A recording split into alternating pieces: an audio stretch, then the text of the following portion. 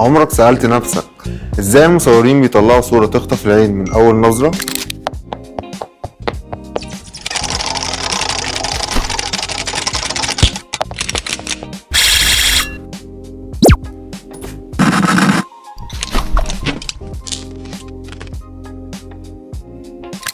السر مش في الكاميرا بس، السر في قواعد التكوين اللي بتخلي أي صورة عادية تتحول لتحفة فنية.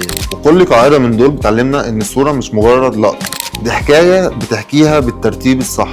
عندنا أول شيء قاعدة التثليث.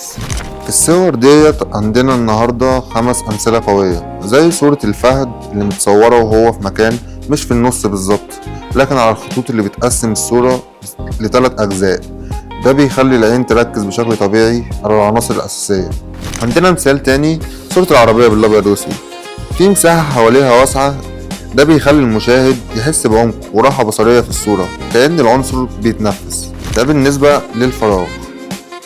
عندنا حاجة تالتة اسمها المنظور، زي الراجل اللي ماشي على الكوبري، الخطوط الحمراء بتبين ازاي الطريق بيوجه عينيك ناحية الهدف النهائي وهو المبنى البعيد.